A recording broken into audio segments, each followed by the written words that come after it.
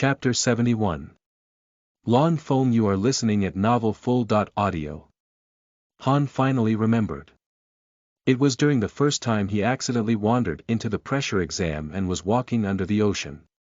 At that time, he was able to cheat due to his void end and easily passed the round, leaving all opponents far behind him. But there was one exception. There was a tall and thin guy that was always in front of Han, and no matter how hard Han tries he couldn't pass him. Knowing that he doesn't have void end like and still be fast than Han, then it must be a miracle. And this person in front of Han right now, isn't he the same person Han met during the first preliminary round? Han suddenly wanted to compete against the tall and thin young man in front of him. 6 months ago, Han was obviously not an opponent for him, but what about now? Thinking of this, Han quickly sped up his pace and immediately followed that guy in front of him. But strangely, with Han's present body and top-level power, he still couldn't catch up to him. That tall and thin guy seemed to be walking very slowly, but his figure was constantly moving forward, teasing other players as he walked, catching the flying fireballs and then firing them at others. Everyone that passed him or was around him were all screwed, except for Han. Boom! A meteorite was rapidly falling towards that tall guy's head, and just when Han was about to remind him to be careful, he saw that man reach towards the sky and instantly caught dozens of flying fireballs. With one hand raised high, an explosion rang out from his hand. Dozens of fireballs flew through the air, directly hitting the falling meteorites. Rumbled fire accompanied by broken meteorite pieces flew everywhere. This was like the legendary borrow power to fight power situation.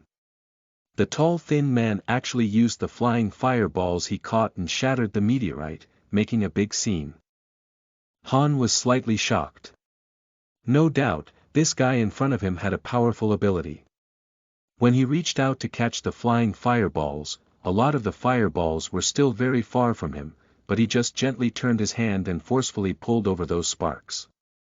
As for the strike into the sky, it looked very casual but actually contained a powerful force. The power of falling meteorites was obviously very destructive, yet those dozens of small fireballs was able to shatter the meteorite. That guy must have used some means that Han couldn't see or comprehend. After fighting numerous masters from the Dark Net and observing countless death broadcasts, it can't be said that Han had no knowledge.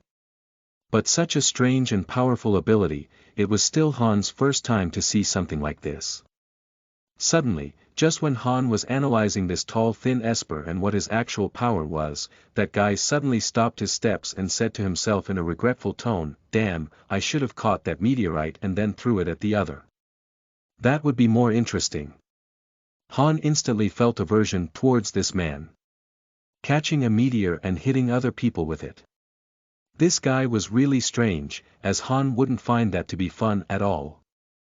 Not for long, another meteor fell towards Han. That tall thin man actually turned around for a second and glanced at Han.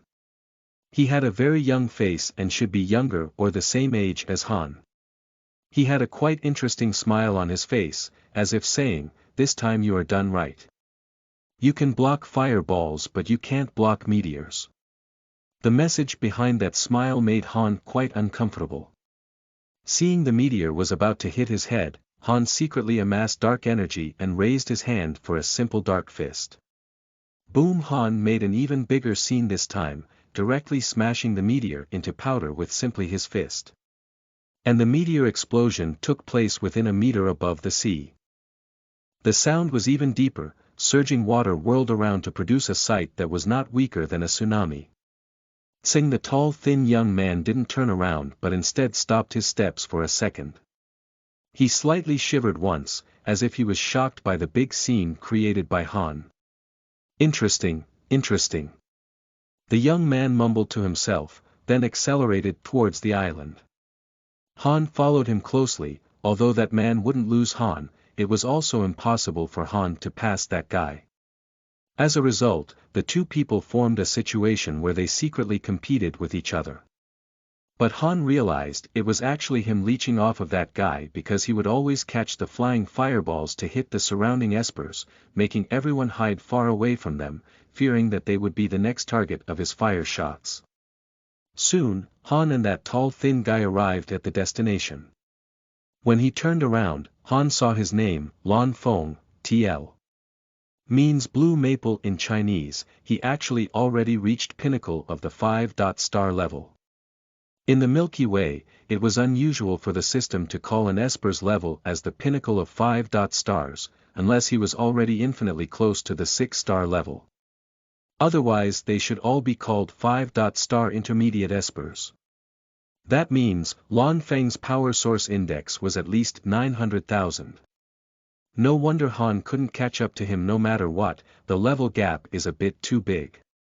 Lan Feng also took a look at Han's profile, then gently sighed and said, "That's it.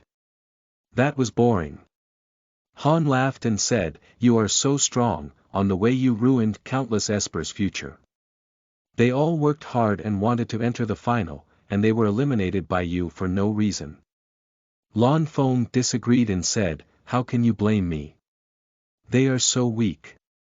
Even if they make it to the finals, they might not even make it back alive. So, I'm actually helping him. In addition, they also have a second chance to come take the exam again, so if they want, they can just start over." Han nodded, "Following you saved me a lot of trouble, thanks. But why did you attack everyone but not me?" Lan Feng glanced at Han and said, "I find you very interesting. As for them, they bore me. Also, you have power immunity so I don't want to waste time on you." "Oh, so that's why." Han shrugged his shoulders, and prepared to leave the 5th stage of pressure exam and go to the final stage. Lan Feng raised his head, looked at the cloudy sky, and said like a philosopher, "People, why do they force others to do things they don't want to? If I'm not some soldier or esper, then I don't need to go to the Milky Way meet. How nice would that be?" Han smiled, "You were forced to come here." Lan Feng slightly nodded, and asked Han, "Are you not?" Shua. The two people left the exam and returned to the square together.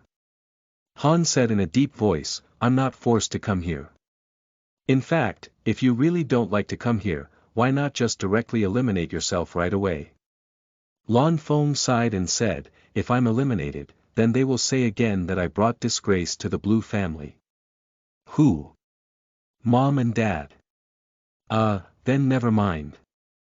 It's normal for parents to have some expectations for their kids, who doesn't want their children to succeed? I don't like it.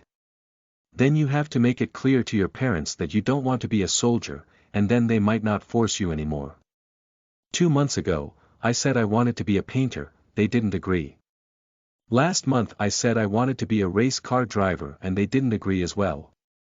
This month, I think I could be a doctor that helped others, they still do not agree. If you encounter such parents, you will also feel helpless, right?" Lan Feng said very seriously. Han gave Lan Feng the white eye, "If I'm one of your parents, I won't agree too." "Why not? You just supported me to make it clear to my parents." Lan Feng asked, puzzled. "Because the speed of your goal changing, isn't it a bit too fast? A while ago you want to become a painter, and a little bit later, you want to be a racer, and then you turn your head and say you want to be a doctor. That's not called a goal, those are delusions. But those are decisions I made after careful consideration, it's not a delusion. Didn't you ever think about what you wanted to be?" "Yep, I want to be a soldier." Han replied without hesitation. "And then? Be a soldier. And then? Be a soldier. How about when you are old? Be a soldier. What about when you are old enough that you can't be a soldier? Then I will go rent a shop and sell meat buns." "Meat buns? What are those?" "It's a type of food. You get a fresh baked pancake around a chunk of hot braised belly pork, plus green pepper and cumin. It's very delicious." Lan Feng scratched his chin and thought for a bit, "It sounds pretty good. When I have time I want to try that." "Huh, sure, if there's an opportunity one will make it for you. Ah, yes, what was your dream when you were a child? Open a shop and sell meat buns. Then isn't that the same as your dream when you are old? Yeah, is that very strange? Of course. Do you only have two dreams in your life? One is to be a soldier, and otherwise you want to sell meat buns. Yep, you are right. I like both of those jobs. You are the most dreamless man I've seen.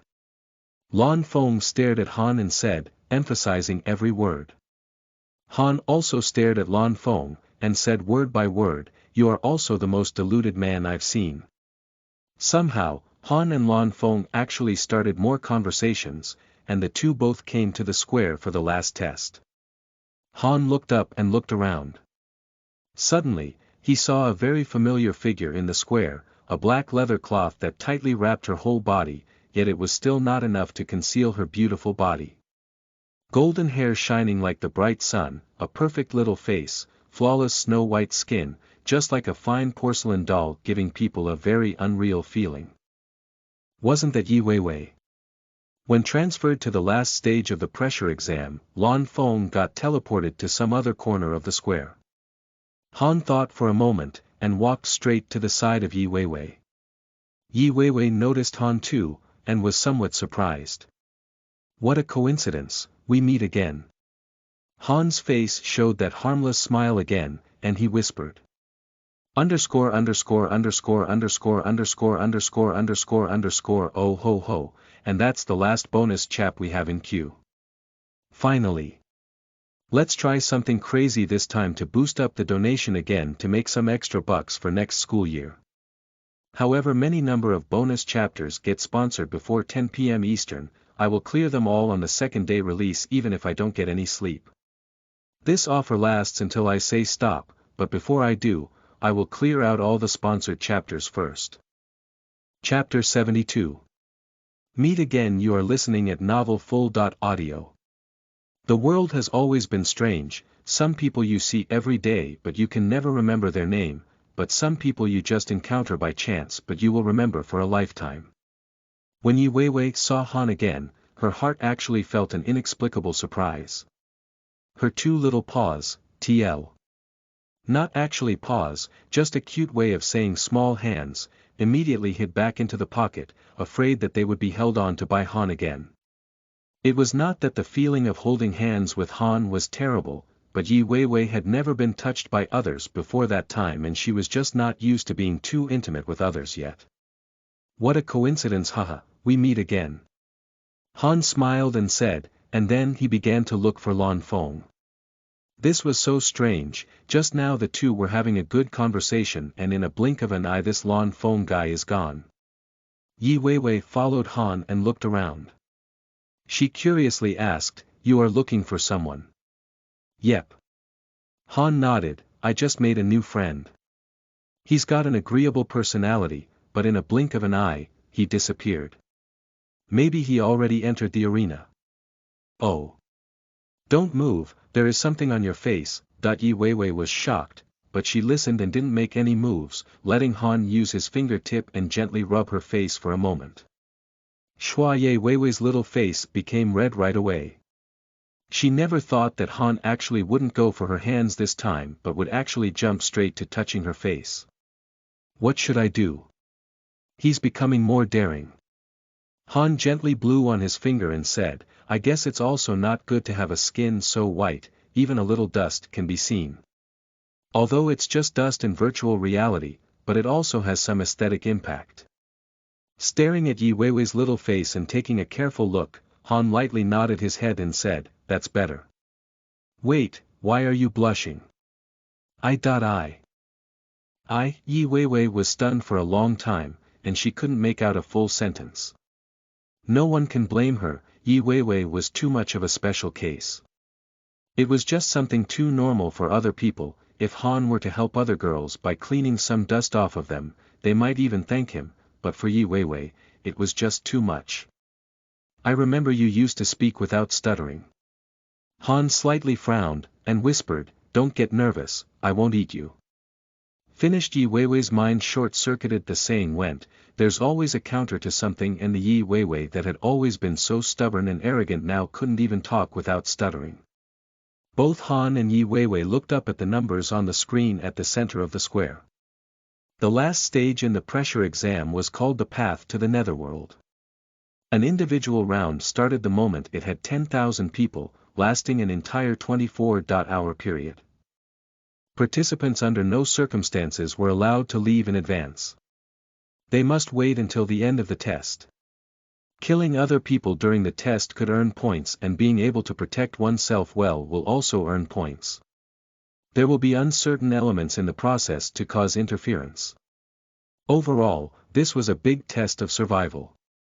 All participants taking the test will go through 24 hours of high tension because any error may lead to the fate of being eliminated. At the moment, the number had passed 9,300 people.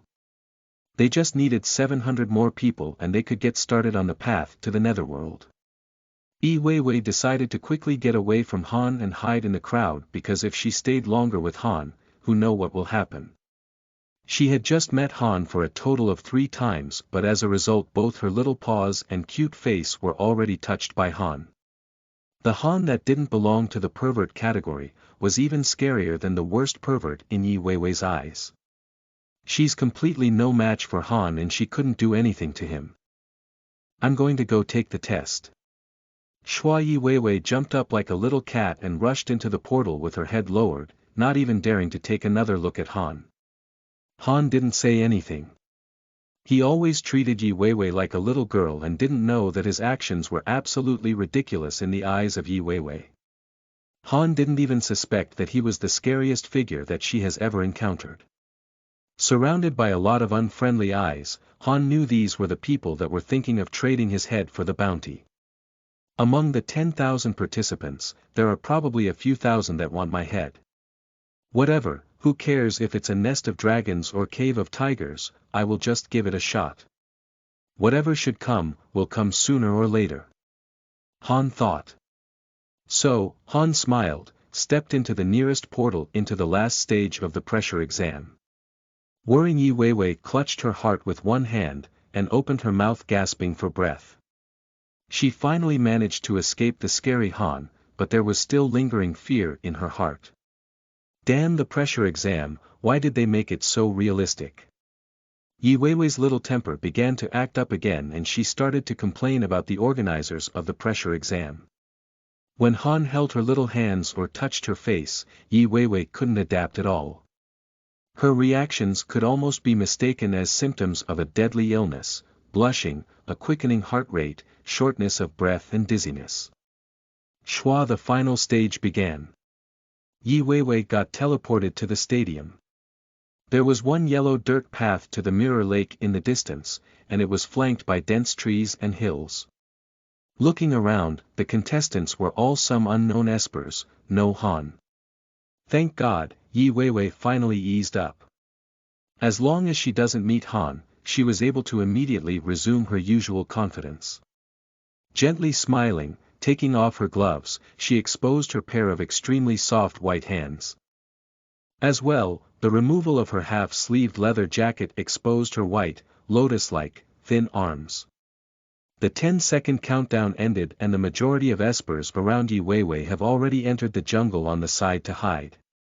There were also some relatively higher-level fighters who were more audacious and confident. These ones attacked the participants around them right away in order to get higher points. What a beautiful little bitch, but being pretty is useless in this situation. If you want to blame, then blame the system that spawned you too close to me. On Yi Weiwei's right-hand side, a very tall and big soldier shouted as he rushed towards her. From the registry information, he was a soldier of the Sal Republic, one of the permanent members of the Milky Way Alliance. He was at the intermediate 5-star level and could be considered to be a top-notch presence on the battlefield. That was why he had the confidence to directly attack Yi Weiwei without hesitation. In addition, Yi Weiwei's registry information showed that her level was at the beginner 5-star level, a lot lower than that soldier from the Sal Republic. She was also coincidentally closest to him, so she naturally became his prey. As long as she didn't face Han, Yi Weiwei's confidence and pride could be fully displayed. She sneered, and actually turned her back to the attacker and didn't even look at him. The situation was very dangerous. That soldier was at least 2.3 meters tall and weighed over 300 pounds. The skinny and tiny Yi Weiwei was like a little cat in front of him. The two people were on completely different levels in physique. At this moment, the attacking soldier had already jumped up with his arms open, transforming into something like the root of a huge tree which was gradually spreading. Wood descent. He was a wood descent esper. Gotcha! Just when the vines that were originally from his hands were about to capture Yi Weiwei, a blue lightning bolt sliced down from the sky, directly striking that man in the air. He only felt dizzy, since he was after all, an intermediate 5-star level esper with strong survivability traits from his wood descent. One lightning bolt was obviously not enough to kill him. But at that moment, boom! Boom! Boom!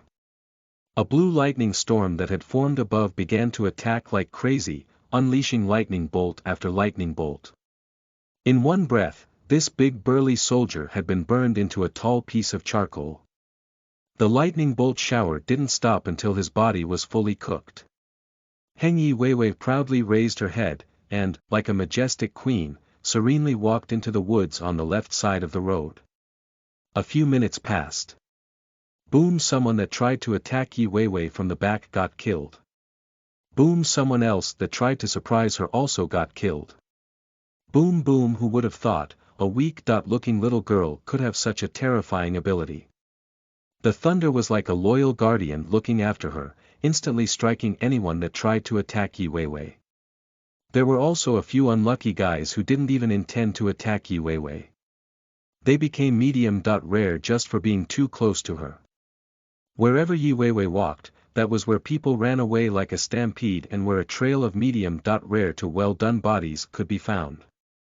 Yi Weiwei's pretty face displayed a little bit of arrogance.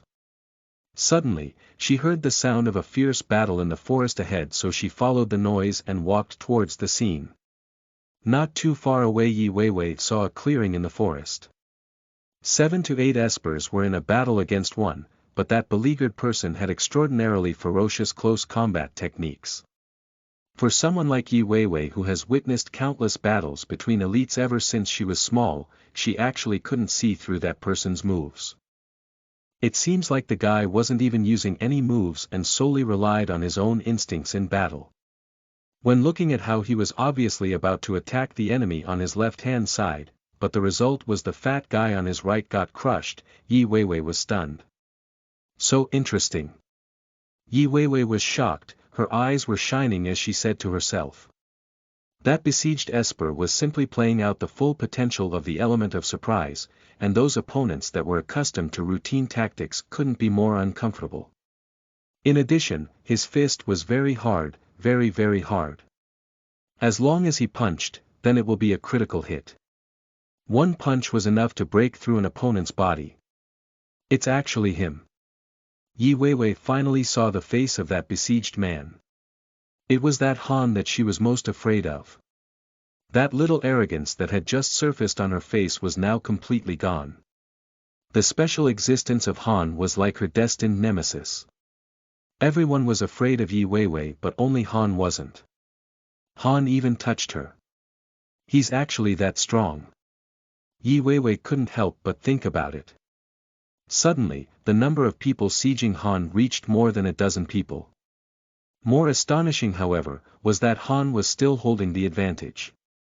When the enemies attacked him, he would exchange with his strange moves. Fight to kill. Hit every punch. Trade eye with eye. Only surrender in death. Without question, Han not only had a tough fist, but H was also a master at physical combat. In the past, Yi Weiwei only had an impression of Han's frivolous side, but now inadvertently, she also discovered Han's valorous side. However, just when Yi Weiwei was surprised that Han was actually a formidable warrior, something dangerous approached. Chapter 73. Before the flowers and under the moon. You are listening at novelfull.audio. Just when Yi Weiwei was watching Han battle against the dozen other contestants, danger approached. Behind her, two espers hidden in the dark suddenly jumped out. One of them had the ability to transform into a beast, and he turned himself into a monster covered in silvery hair with jagged fangs and with claws like sharp knives. Be careful. In desperation, Han yelled and suddenly rushed towards Yi Weiwei. Anyone who knew Yi Weiwei always saw her as a scourge. After all, the Lightning Storm Guardian was very unreasonable and high-handed. Regardless of whether someone was an enemy, anyone who got too close to her will all get sliced by lightning. But Han didn't think that way. In his eyes, Yi Weiwei was quite weak and didn't resemble a combat-type esper, but rather a stealth or mobility-type esper. Anyway, when he was with Yi Weiwei, Han never felt anything powerful or extraordinary about this girl. Thus, something absurd happened. Han was preoccupied with a ton of enemies, but instead, he wanted to go save Yi Weiwei, who was higher level than Han, and had an ability on the same level as Han's. Bang bang. While trying to break out of the circle, Han felt two hard punches on his back. He still manned up and acted like it didn't hurt, and rushed to Yi Weiwei's side. Showing off his solid fist, he dashed towards the two espers that were trying to attack Yi Weiwei. Void Domain, open.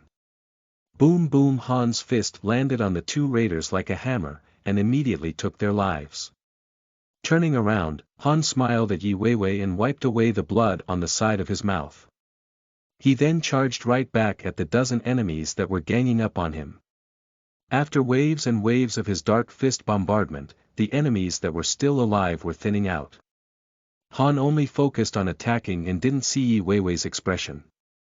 It was a face of surprise to the extreme. What a joke, since when did Yi Weiwei need Han's protection? However, Han came with his Void Domain, so he not only took away those two sneaky attackers' abilities, but also Yi Weiwei's Lightning Storm. Yi Weiwei's Storm Guardian didn't take the initiative to protect her, so the situation looked like Han playing the hero to the beauty's rescue. And that smile Han gave to Yi Weiwei, it seemed to have some profound meaning, as if to say, don't worry, I'm still here. Oh God! The Yi Weiwei that could easily kill anyone actually became the female lead of Han's rendition of the hero to the rescue. What? So he can take my ability? Yi Weiwei really did not know how to describe her feelings at that moment. When the powerful lightning storm power made her so strong, didn't it also become her burden? She didn't dare to wear a skirt like a normal little girl, have pets, and after living for this long, beside a group of loyal servants, Yi Weiwei didn't even have a single friend. Yi Weiwei began to vaguely realize, the fact that Han could nullify her ability, could be very life-changing to her. Boom! The power of the Dark Fist could instantly kill any 4-star espers. Soon, Han was able to demolish the attacking espers. Other than 2 or 3 participants that ran after seeing the situation go sour, the majority were killed by Han. Han deactivated his Void Domain and came to Yi Weiwei, who was still in extreme shock. With her large widened eyes and mouth open, at this moment she was actually more beautiful than before, but also a bit silly. Han smiled and asked, "Are you okay?" Yi Weiwei hastily shook her head, "I'm fine, and you?" Han just wiped away the blood splattered on his shirt and said, "I'm fine, just some wounds on the skin." Yi Weiwei began to feel unprecedented interest in Han, and asked in curiosity, "Why did they join forces to attack you?" "Because of a bounty. Someone doesn't want soldiers from the Earth Federation to make it to the finals, so they placed a 2 million GC bounty on my head. Right now, I'm going to head that direction, how about you?" Yi Weiwei looked at the direction Han pointed, and saw that it was a hilly region on the left side of the path to the Netherworld. They were pretty far apart. Yi Weiwei frowned and said, "This stage is called the Road to the Netherworld, and I saw everyone else all followed this path to get to the Mirror Lake in the distance." Han nonchalantly said, "Who said that I have to do what everyone else does? The main path that everyone else is taking only leads to some big-ass lake that I can already see in the distance. Even by standing here, I know what scenery to expect at the lake, so why wouldn't I go somewhere where I can enjoy some scenery that I can't see from here? Look at the hills, and how sharp their tops are. A lot like rows of swords, right? If I cross these hills, maybe I can see something even prettier than the beautiful Mirror Lake scenery on the other side. Yi Weiwei suddenly realized that Han's logic was quite special. She thought for a moment, slightly lowered her head and said, "But after you cross those mountains, you might not see anything. Then I will just come back, no big deal." Han said carelessly, "If you are scared you can go straight to the Mirror Lake, just be careful." Scared? Yi Weiwei's little temper immediately exploded. She pouted like a kid, left the main road immediately and went towards the mountains. Yi Weiwei felt that Han was a very special person. Not to mention his abilities, even his character was very unique. When everyone else were thinking of going to the Mirror Lake, only he wants to go climb the mountains. Hopefully it was just like Han said, that they can enjoy beautiful scenery after passing these mountains. Otherwise it wouldn't really be worth the hassle. Soon, the two arrived at the foot of the mountain and began to climb. On the way they didn't encounter any opponents, and Yi Weiwei started to lightly complain, "There's no one here, we will probably receive a lot less points." Due to the harsh environment in the last stage of pressure exam, espers that can survive will receive 200 points. As well, every eliminated enemy will grant 2 points.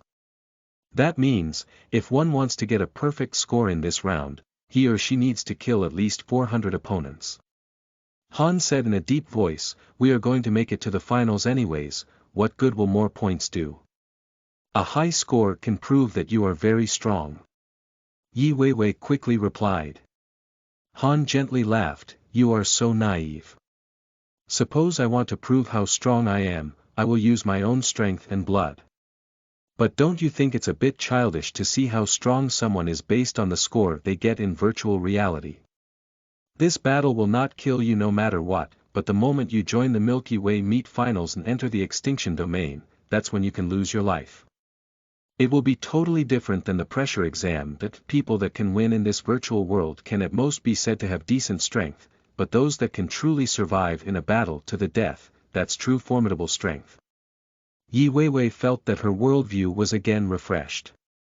What Han said made a lot of sense, the pressure exam were merely virtual battles that couldn't really kill people. There was still a huge difference when compared to real life or death battles. Those true gods of war were never the ones that scored the highest in some virtual reality battle. They were powerful because of how they are undefeatable in reality. Could it be, he didn't even use his full strength? Yi Weiwei looked at Han like a little fox.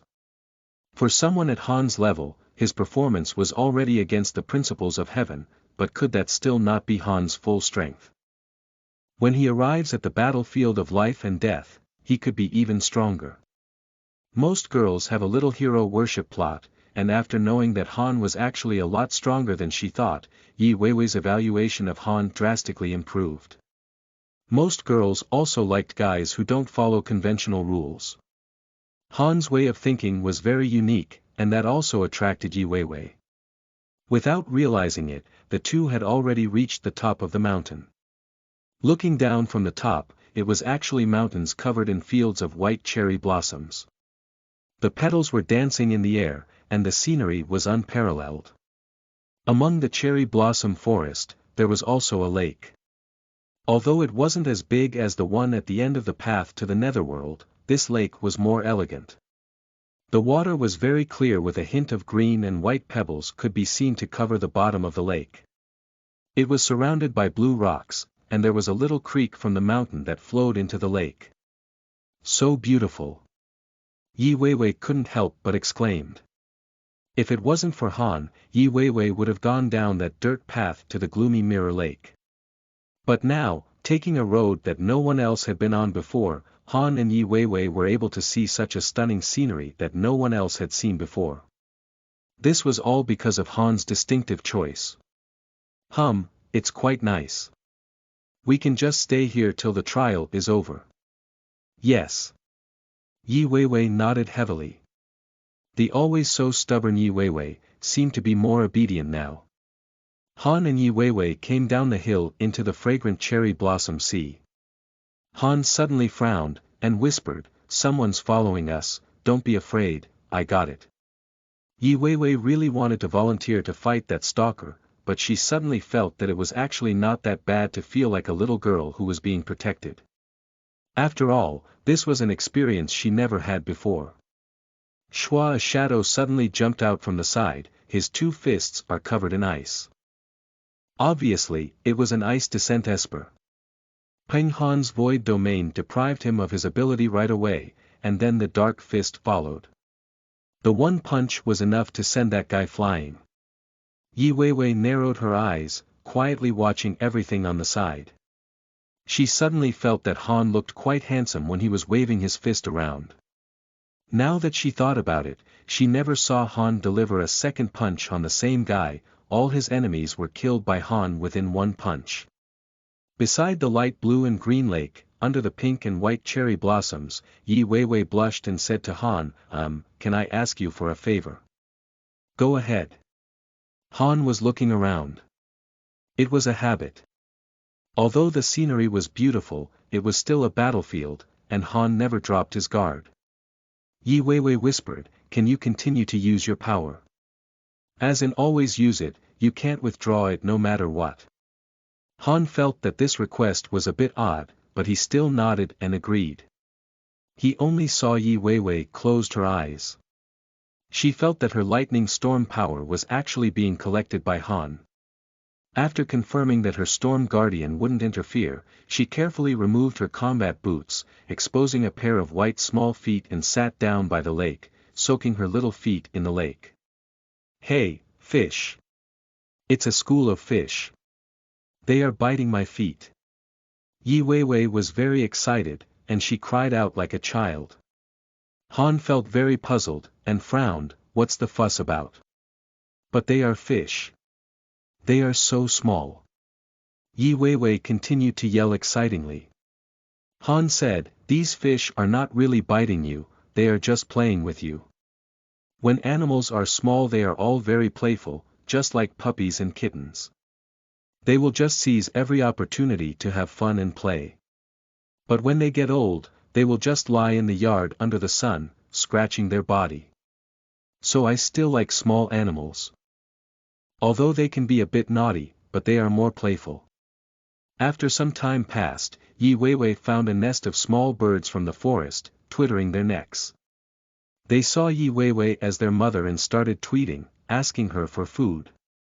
"It's a family of small birds. Look, so many little birds, they are so cute too." Yi Weiwei began to fuss again, her fingers were gently stroking the little birds, and she also held them up against her face. To be able to be so intimate with small animals without wearing gloves, it made Yi Weiwei very excited. Yi Weiwei suddenly felt way too happy today. She could actually be like an ordinary girl, taking off her shoes and soaking her feet in the lake. As well, she could use her fingers and touch these newborn little birds. My God, it was just like her dream. "It would be nice if I had some food, they all look really hungry." Yi Weiwei placed the nest of little birds in her arms and smiled at Han and said. Han's expression was rather strange, "Everything's virtual, after this round ends, everything will disappear, so you don't have to be too concerned about that. Everything will disappear. Everything will disappear." Yi Weiwei's face became pale as she continued to repeat that sentence. What Han said was the truth, but what followed was an unprecedented feeling, making Yi Weiwei feel like she didn't want to let go no matter what. Even if it was the world's most deadly poison, Yi Weiwei wouldn't hesitate to drink it because she had fallen deeply into the desire for life, and couldn't recover herself. Yi Weiwei looked up. She had a delicate and charming look, and her eyes were full of hope. "Han, I want to ask you another favor." Yi Weiwei's face was hot like it was burning, and said in a begging tone. Chapter 74. Promise you are listening at novelfull.audio. Han paused for a brief moment. "What is it?" Yi Weiwei summoned up her courage and said, 10 years ago they activated the A.7 relic, so this time the Milky Way meat will activate the A.19 for the final exam. All the contestants qualified for the final competition will all arrive early at the planet where the A.19 is located. If there's no accident, then both you and I will go.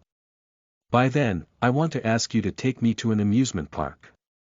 Seeing Yi Weiwei's eyes filled with hope, Han scratched his head and said, and I thought it was something important or serious.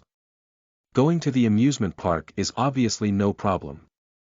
Yi Weiwei blushed again. Lowering her head with her small paws rubbing her clothes, she whispered, also, I want to wear a dress. Somewhere in the Milky Way, Yi family. Ula Viva loud cheers bursted out of a huge room in a courtyard. The hollering and yelling was almost enough to lift up the roof. In Han's opinion, although Yi Weiwei's request was a bit strange, it was not a big deal so he agreed.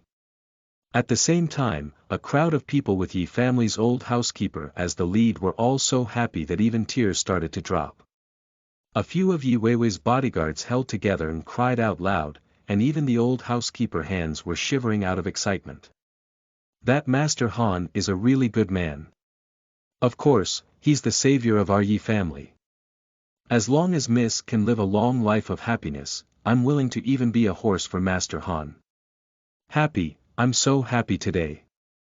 Bring the wine, the good kind. Everyone was so happy for their Miss was going to have her first date. Even though the ones actually involved, Yi Weiwei and Han may not think it's a date, but in the eyes of these loyal servants of the Yi family, going to an amusement park had very deep meanings. The chief of guards, Yi Xiangdong, rushed into the toilet for quite a while and came out with red eyes. He found Yi Hua and said in a deep voice, you were right. If back then I had gone my way and just captured Han, it might have actually ruined everything. Yi Hua let out a long sigh in relief and said, after all, our Miss has a very strong personality. If we captured Han and forced those two to be together, Miss will obviously try to resist due to reverse psychology. Now it's different, Miss recognized the special nature of Han so she asked Han for a date. The effect is far better than using force. Although our Yi family is best at using force, emotional matters can't be resolved by force. It requires a gradual process. Generally speaking, girls taking the initiative to ask boys out was not something to be proud of. But the Yi family's situation was way too unique, who would still care about pride? In the eyes of Yi family, Han was like the last resort that could save their young Miss. So, unknowingly, Han gained a huge fan base somewhere in the galaxy. From Yi Hua to the cleaning ladies of the Yi family, they all loved Han no matter what angle they view him from.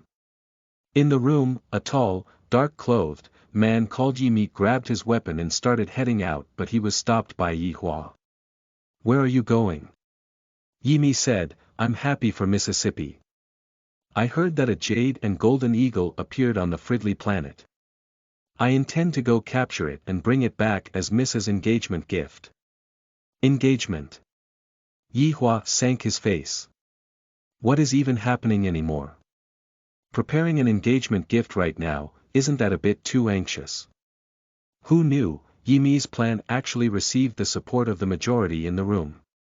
Suddenly everyone got excited, some wanted to go to the sky and catch birds of heaven, some wanted to go into the sea and catch fish. Misfortune basically landed on all the rare animals in the Milky Way, they suddenly were all targeted by the Yi family. According to their understanding, since Han's power could suppress Yi Weiwei's power, then Yi Weiwei could finally touch animals and have pets. And since Yi Weiwei loves little animals, then gifting rare animals will certainly make Miss happy. Yi Hua deliberately coughed twice, went to the center of the room, and said in a deep voice, y'all be quiet. I understand that you guys are happy for Miss, but it's still too early to prepare things like engagement gifts. I'd say, we have something much more important. And that's our Miss's first date. Shua, the people in the room heard that and suddenly looked dignified, as if they are going to up against some terrible enemy. Yi Hua then continued, the importance of this first date, I believe it's needless to say.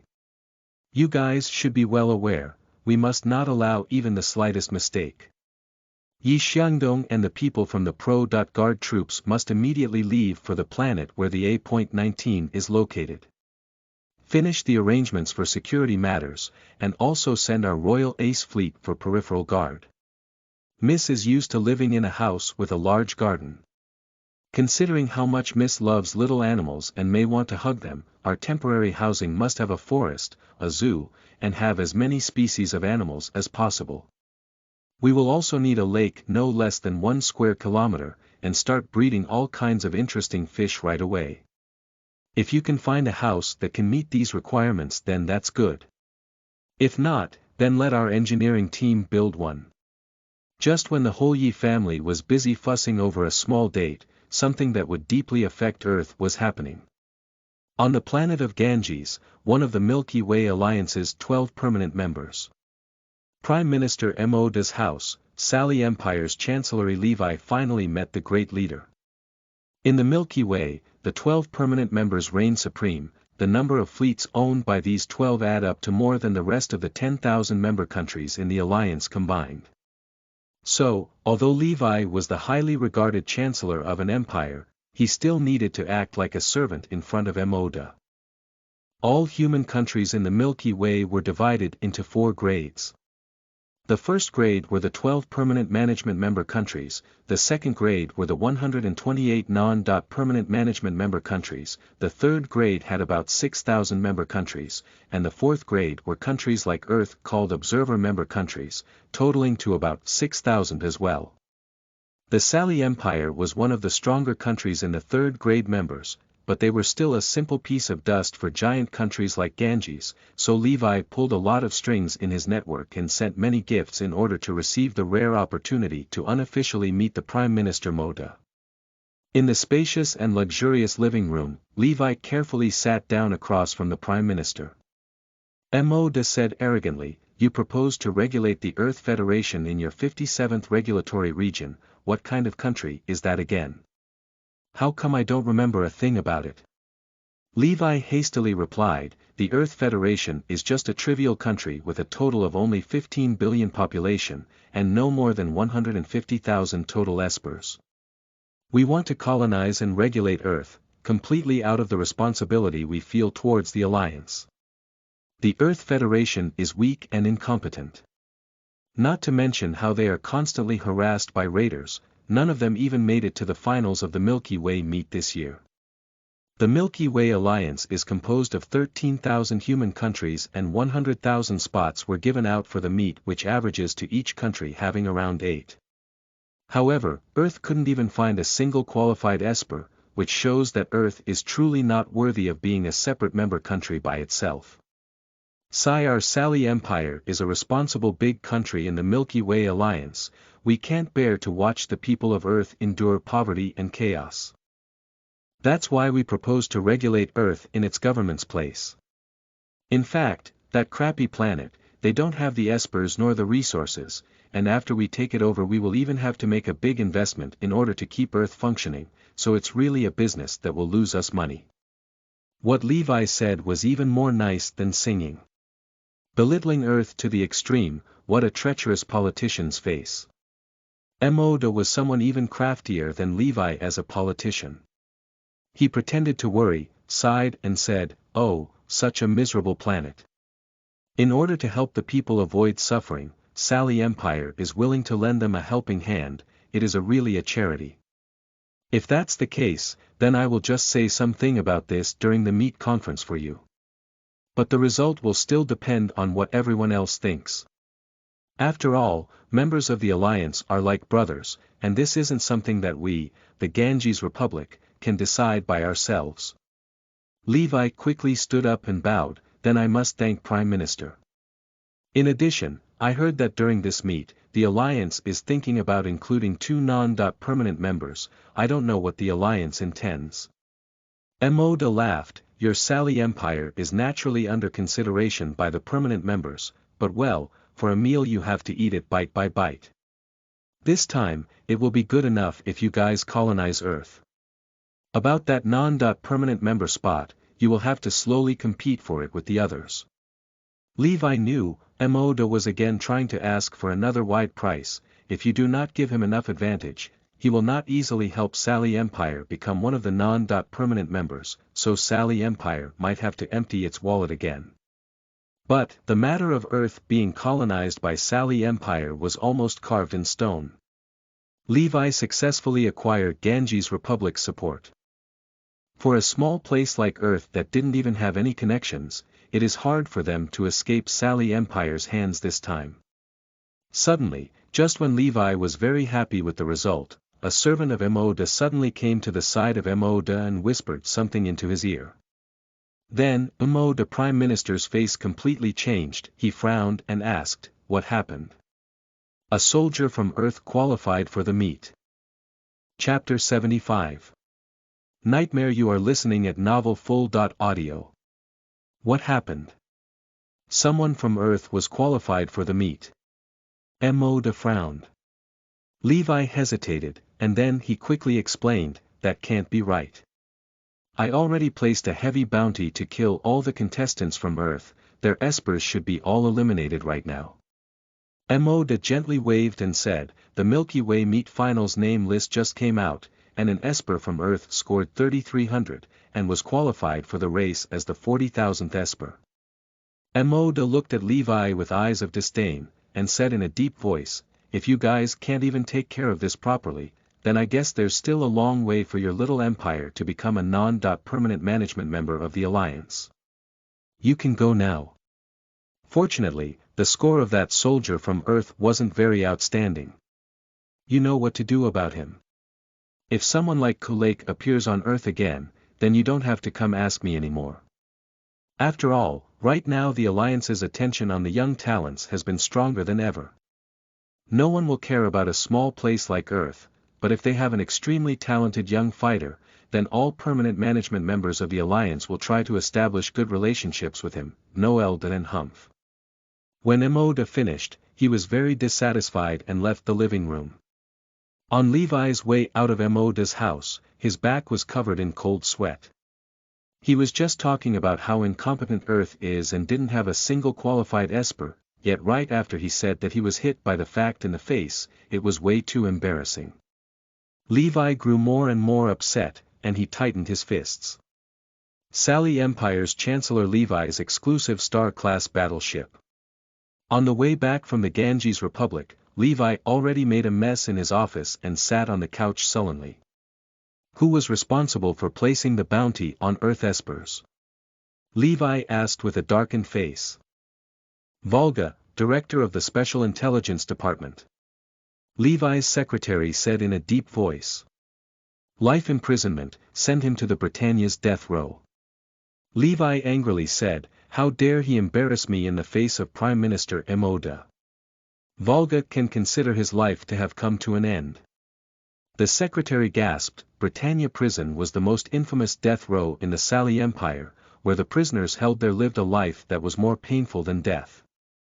They cut off organs from the prisoners to feed beasts, and they put cannibal ants in the cell to torment the prisoners non-stop. Those were just a few usual grueling practices they used at that prison. In short, the Britannia was not a prison, but hell. Director Volga was considered somewhat famous in the Empire, yet he was sent directly into the cruelest death row just because of an oversight. It was clear that Levi was extremely angry.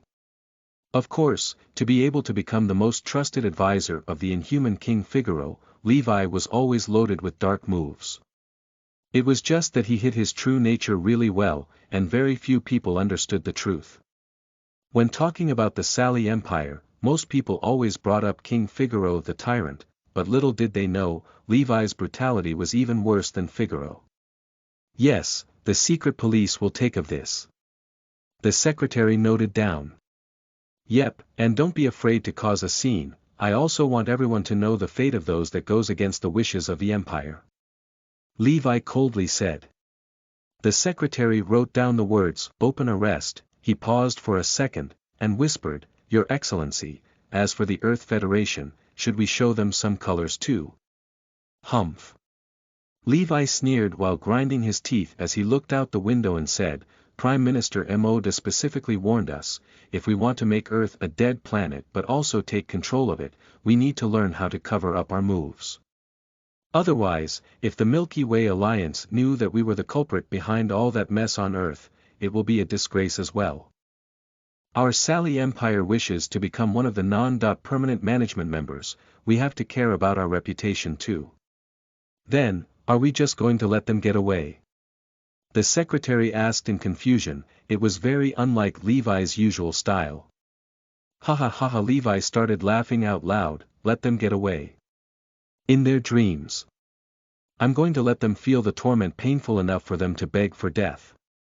For all these years we want to colonize Earth. Our Ministry of Intelligence also bribed a few Esper traders on the interior government structure of Earth.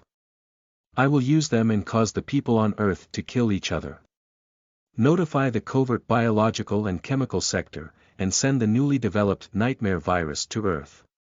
Tell them that this is a magic-level drug that can quickly improve power source level. The secretary was shocked, and then said excitingly, Your Excellency, what a great idea.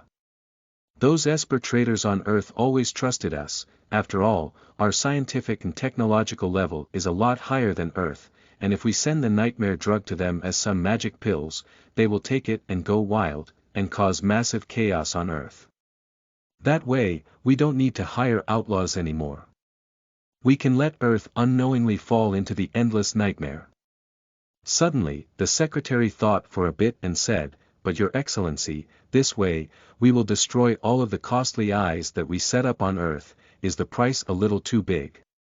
Levi narrowed his eyes, and sneered. Originally, I was going to leave some people alive when we colonize Earth, but now I prefer killing them all. Every last one of them. They didn't obey us, and that will be the price they have to pay. Walking past the empty hall, Han couldn't help but look at the sofa that were once crowded with his companions. In the past, there were 49 members, and everyone would gather in the hall for a drink every day, and chat for a bit. But now, it was just him left. The largest #1 training room in the base had already set up in accordance to Han's instructions a special object. A memory metal block that weighed 100 tons. Its length, width, and height were all 5 meters. Closing the door, Han logged onto the dark net and found Pathless. Ever since he got back from the pressure exam, Han found himself experiencing a problem, a very serious problem. Any combat suit worn by Han, the moment Han used the Dark Fist, the right arm portion of the suit would be torn.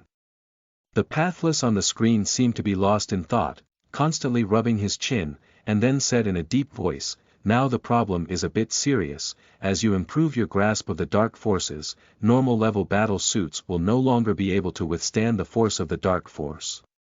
To be honest, I never expected that too. Seems like your dark power is a bit too unexpectedly powerful. Now we need to figure out the movement trajectory of the dark force every time after you use Dark Fist, so we need to use this piece of memory metal. As the name suggests, after being punched, this memory metal will remember how your dark force works. Now I already have some doubts, but I'm still not sure, and we will need this experiment to find out. When you are ready, hit the metal with full strength, and let me see how you used your dark energy to destroy your enemies. Han nodded and began to gather his strength. Through long-term practice, Han had already adapted to the newly acquired strength from the Dark King, and this strength was usually hidden within Han's body. To unleash this power, he must first become angry. Witnessing his companions die, Earth suffering humiliation, whenever Han thought of the past, he always had an irrepressible anger. This was when the power of darkness began to aggregate. The stronger the rage, the stronger the power. Shua darkness poured from his fingers, slowly covering Han's iron fist. Arm strengthened. Dark Fist. Boom. The Dark Fist hit that piece of dark gray memory metal, and Han just saw that 100 pounds of metal immediately began to distort, rotating like a vortex. The dark energy began to spread rapidly, and the center of the metal was bursted open with a hole of at least 1 meter in diameter. Just one punch, Han thoroughly penetrated and deformed that 100 tons of memory metal. The originally square dot-shaped piece of metal became as hideous as a monster's head. Nazca Base, Vice Admiral Heinrich's office. It was deep into night, the mountain breeze whistling through the trees. Heinrich sat at the table drinking a bottle of tequila, brewed with Mexican cacti. It was a very intense type of alcohol. Glass after glass, Heinrich's eyes gradually turned red, and he began breathing heavily. Spreading out his steely hard palm, there was a black capsule. The person that gave it to him said it was a powerful source energy drug. Eat it, and he will become the strongest man on earth and easily kill Long Chuan. Plump Heinrich put a little salt on his tongue, and then drank a large glass of high-quality tequila. Become the strongest man on earth.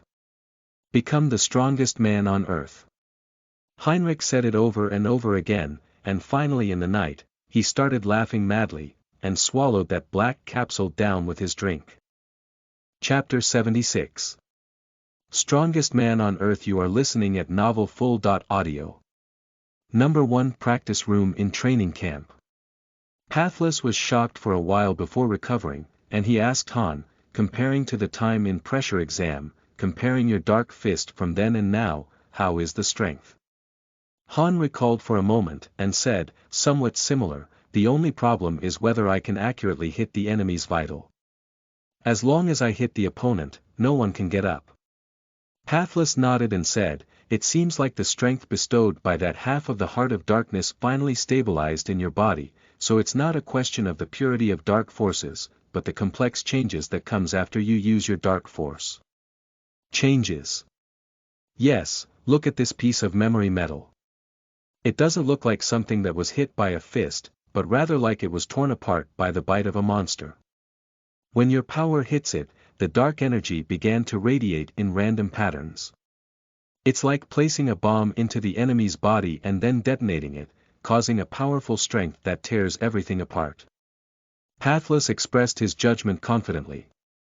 Han suddenly came to a realization, now I understand a little now, it's like a powerful drill, the drill itself cannot piece the metal, but the drill rotates, and under high speed spinning it is able to crush the hardest metal. Pathless laughed, something like that. Anyway, after you punch, the dark energy will radiate and tear your opponent apart, and that's what's most frightening. As for the damage of the combat suit, it's normal. When you use excessive force your dark power will also impact the combat uniform too, so the black Kylan that protected your right arm portion will also get torn to pieces. Han was a bit speechless, then what do I do? In such a short time I already destroyed 2 combat suits, that's all money. Pathless gave Han the white eye, what can I do? You might as well can just keep wearing that black Kylan suit, it's just missing its right arm portion, but the other part of the suit is still functioning. Just that pitiful amount of money that you have, it won't even be enough to pay for all the knowledge I'm passing on to you. Don't tell me you are even thinking about buying Ares.class equipment. Also, Ares.class equipment is not something you can get just with money, you also need to have enough relations. Han was speechless, after every battle he will damage a combat suit. The cost was too high. No wonder they say that being a soldier burns through money. Just keeping updated equipment was enough to make one bankrupt. The fact was, the Silver Moon Crescent blade was already a bit dull as well, but it could still do its job. Rumble suddenly, a sound came from the outside of the training room. Han slightly frowned, the training room had very good soundproof walls, and if the voice could be heard even from the inside, could something be wrong? There seems to be a bit of a situation outside, let's talk later. After finishing, Han retrieved his Dark Net login program, hastily stepping out of the training room and went to the window. He only saw the base in chaos, and many soldiers were in a siege battle against a dark monster. There were even battle aircrafts circling in the sky. Enemy attack. Han was shocked for a moment, and he suddenly ran out of the camp towards the square at the center of base. Do not shoot. Do not shoot. Long Chuan is still in his hands. An officer yelled at the aircraft in the sky. An enemy that hijacked Admiral Long Chuan. Han rushed into the crowd, only to see the man that hijacked Long Chuan was also a solider. In a general uniform, he grabbed Long Chuan in one hand, and proudly moved forward.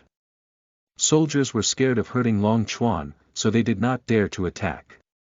It's Vice Admiral Heinrich. Han saw the metal plate on that man's uniform and was very surprised. Heinrich was a very experienced veteran in the Earth Federation, as a strength descent esper at the intermediate 4-star level, ranked 4th highest in level on Earth. Why would he suddenly hijack Long Chuan, and why did he look like a demon now? If he didn't see that metal plate on the chest, Han really would have confused Heinrich as a devil. As a Northern European Caucasian descent, Heinrich's entire body's skin and muscle had already become pitch black in color.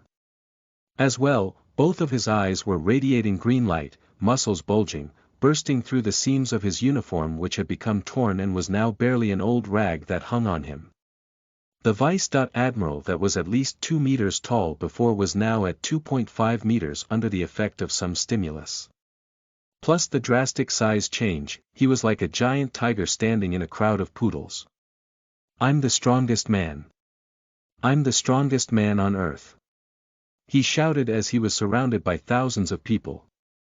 He stretched out his black hands, and his nails had grown to be like eagle claws. Gingxi Heinrich easily pierced Long Chuan's shoulder with a finger, then lifted him up from the wheelchair. Whoever dares to come close, I will kill him. Heinrich aligned his sharp nails with Long Chuan's throat and he shouted. In the Earth Federation, Long Chuan's position was irreplaceable. Since the disappearance of Galactic, Long Chuan had always been the highest level esper on Earth. He was the soul of the Earth Army.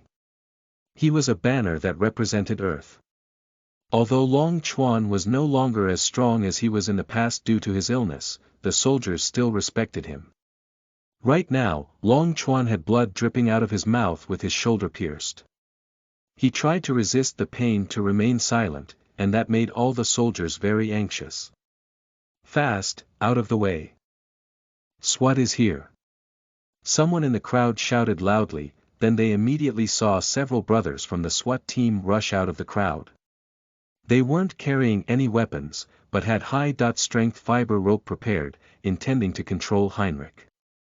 The SWAT team was one of the most powerful military sectors, specifically responsible for protecting dignitaries, implementing target killing and other dangerous jobs.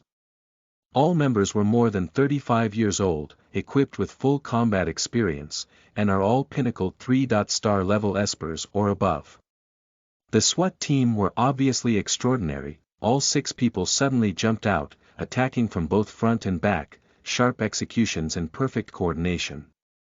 If everything went well, within a second Heinrich will be tied down by 6 high-strength ropes, and this riot will come to an end. Suddenly Heinrich also began to move, and with a speed that no one expected. To soldiers, aside from properties such as power type, strength, and mental strength, there was also another key combat characteristic, and that was reflex speed.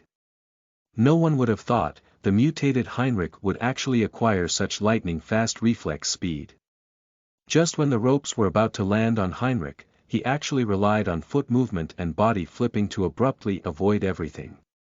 Not only did Heinrich avoid everything, he also took advantage of how all 6 elite members of the Secret Service team were in the air and attacked. It was a typical strength descent counterattack. Heinrich clutched Long Chuan with his right hand, and just with his left arm he drew a sharp curve in the air. Gingxi looking at those 6 members again, their bodies were sliced open in the air, blood immediately spraying out. Even the high-strength fiber ropes in their hand were also brutally broken by Heinrich. You must know, this type of composite high-strength fiber rope can even drag down a frigate in the air. A single strand of rope can withstand up to 250 tons of pull. The power and reflex speed that Heinrich was equipped with right now has far exceeded what he should have. Help! Hurry and come save them. The surrounding soldiers rushed up to rescue their SWAT team brothers, and Heinrich surprised attacked again. 2 soldiers were kicked by Heinrich, and they were sent flying right away and disappeared in the night sky. Everyone was shocked. Was this still Heinrich? It was simply a titanic monster. Killing 6 Pinnacle 3-star SWAT members in the blink of an eye, his power and reflex speed should have reached 5 stars already, or even higher. What was happening? Ha ha ha ha! Heinrich burst into laughter, and he excitedly shouted, "Godly pill. It really is a godly pill. Now I'm already the strongest man on earth, who dares to stop me?" Lifting Long Chuan up high, Heinrich showed a grim face and shouted at Han, "Long Chuan, ah, Long Chuan. We acquired our power in the same year, entered the Esper administration in the same year. I was never worse than you, yet I'm always beneath you. When I made it to second lieutenant you became lieutenant, but now that I'm vice-admiral and you are already admiral. As well as becoming the soul of the entire Earth army. Is that fair? When we got the Atlantic cruiser, what would I have done to be the captain of that ship? To command that frigate and guard Earth? Unfortunately, I wasn't chosen. Everyone unanimously elected you, and I didn't get a single vote. Not a single vote. It's been 20 years. You were always above me. Today, I will let you see clearly. Which one of us is stronger? I am actually the strongest man on Earth. It's me. It's me. Not your run-down dragon." Heinrich roared at Long Chuan, but Long Chuan didn't say a single word, his eyes were solemn. All the soldiers at the scene were all extremely angry. Why did Long Chuan become like this? For himself? No, he became disabled to protect Earth. Without Han, there would already be no Long Chuan on Earth because he would have died long ago on the battlefield. Damn Heinrich, envy has made him irrational. He even wanted to attack the disabled Long Chuan. Ha ha ha ha, you guys get out of my way. I will bury this guy that had suppressed my entire life with my own hands. Heinrich began taking Long Chuan out into the dark wilderness. Although everyone was very angry, no one dared to stop him. One reason was that Heinrich was very strong, and secondly they were also worried about Long Chuan and feared to harm him. Suddenly a slightly thin silhouette flashed out of the crowd, and blocked off Heinrich's path without hesitation. It was Han. To be honest, in the army, although the tough-bone Han enjoyed a great deal of popularity, he was not someone with a powerful presence. He looked like he was an average soldier's size but slightly skinnier. He could easily blend into a crowd. The right arm that was hiding behind Han's body, has already began gathering the power of darkness as Han said emotionlessly, "First, you won't be able to leave today no matter what. Second." Before Han even finished, Heinrich already became enraged. He didn't expect that when everyone else didn't dare to stop him, the skinny-boned Han actually blocked his path. Just by yourself. Even if you can deprive my abilities, so what? Strength descent espers have always been your counter. Go to hell. Heinrich never really though Han could be his opponent. Everyone knew that the Void End can unreasonably take away others' power, but it was only limited to Esper powers so it still had vulnerabilities. For a strength descent like Heinrich, what's the difference between having their power taken away? It was close combat either way. So, Void End could only place Han and all his enemies on a level battlefield and any powerful ability users couldn't even think about having any advantage over Han. However, in this scenario, if Han wants to win, he will still have to rely on his fist and fighting will. At this moment, Han faced Heinrich, so obviously Han's power couldn't put Heinrich in any disadvantage because he originally didn't have any fancy powerful abilities. Careful. Han, run. Heinrich didn't say anything, and went straight for a punch targeting Han's head. After taking the nightmare toxin, Heinrich's power and reflex speed were strong and fast enough for him to lunge towards Han at an explosive speed, far exceeding the capacity of his own level. Moreover, Han was just wearing a normal tracksuit, and his right arm sleeve was also torn apart, providing absolutely no protection. If this punch landed on Han, it would be impossible for him to withstand it. But just between milliseconds, Han's shadow also moved. Heinrich's tactical moves emphasized speed and also strong force and powerful strength, but Han's counterattack emphasized weird angles that went beyond conventional ways. Nobody knew how Han did it, but his body was twisting in an incredible way, and his right fist quietly extended from his back. The Han that never learned any formal fighting techniques, used very unconventional moves. As now, his whole person was floating in the air with his body curving like a ribbonfish. Schwa Heinrich's fist whistled past Han's head. It was dodged perfectly by Han, but that right fist that Han hid behind him fell on Heinrich's abdomen. A seemingly innocuous punch, actually displayed the brutal power of darkness that defied all principles. Darkness descent, dark fist. Rumble Heinrich's muscular body began to explode from his abdomen. It was getting torn apart inch by the power of darkness. Bones attached to organs flew into the dark night. One punch. Han killed Heinrich with only one punch and ended the battle. Until moments before dying, Heinrich's eyes were still wide open, and he could not believe that someone could shatter his body that was even harder than steel, with just one punch. Han landed on one hand, then he did another unconventional flip and stood up straight. Secondly, you will never be the strongest man on earth. Han put up the finger towards Heinrich, and said lightly. Normally you guys don't donate, and just when I decided to try something crazy, someone donated $200, then $100, then a few more donations came in. Do you guys know how I felt when I opened my eyes and checked my phone? You know what, I only have 2 words for people like you, be gentle senpai, keep them coming, K, since I don't care about you guys at all, I translated for 12 hours today and got 5 chaps out. Some chaps were those long-ass chapters, so I was about to cry, but it wasn't physically possible because I already used up my tier storage in the morning when I saw the donations. 2 more bonus tomorrow and 1 regular. And I will be able to do 1 more bonus chapter tomorrow if you guys want to sponsor it. And, yes, the deal is over.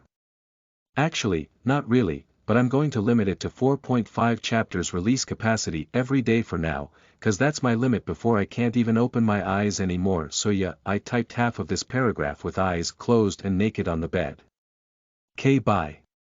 By the way, thank Fabian R. and Milton E. for these 5 chaps.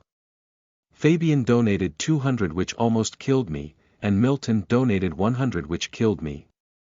Sorry Milton, Stephen R. and Ruben M. couldn't finish your sponsored chaps today. Also, got M. and Cody L. DW. I haven't forgot about you guys yet. Your chapter will be released with Stephen R. and Ruben M. In addition, thanks Jonathan H. for your donation and kind words. Chapter 77. The Han with a huge bounty. You are listening at novelfull.audio. Han helped Long Chuan up. No one made any sounds at the scene, except for the never-resting wind on the plateau. Ula. A few seconds later the soldiers finally reacted. Loud cheering bursted out of the crowd, and everyone tightly surrounded Han and Long Chuan. You will never be the strongest man on the planet. What did Han mean by that? That was no doubt the declaration of a winner. After Kulake and Long Chuan, the only other man that stood at the pinnacle of Earth's fighting strength was not Heinrich, but Han. The signature unconventional way of fighting, the unique power of Void End, and the incredible force of the Dark Fist. Han no longer had any rivals on Earth. Han, everyone already knew. He was that tough-boned guy, the one that single-handedly protected the South Pole relic, the soldier that killed Boss Lucas of the Thorn Birds gang, and the only one on Earth that made it to the Milky Way meet finals. But what was Han's rank on Earth in terms of combat strength? It had been a controversial topic. In general, most people tended to believe that Han was the leader in the younger generation, but looking at the entire planet, Talon, Long Chuan, or even Liu, should all be slightly stronger than Han.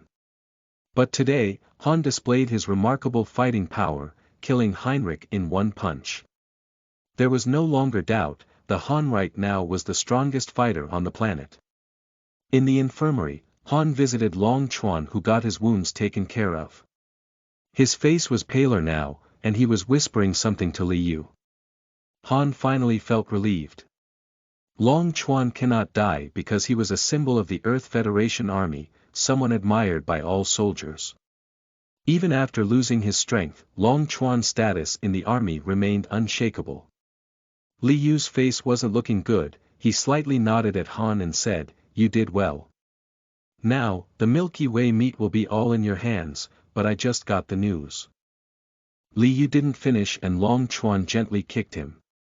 Li Yu couldn't help but shake his head with a bitter smile and said to Han, "In short, you can prepare for the Milky Way meat in peace. The military will specifically prepare a frigate for you, send you and the Federation Prime Minister Pan Yulen together to where the meat is hosted. You don't need to worry about other things."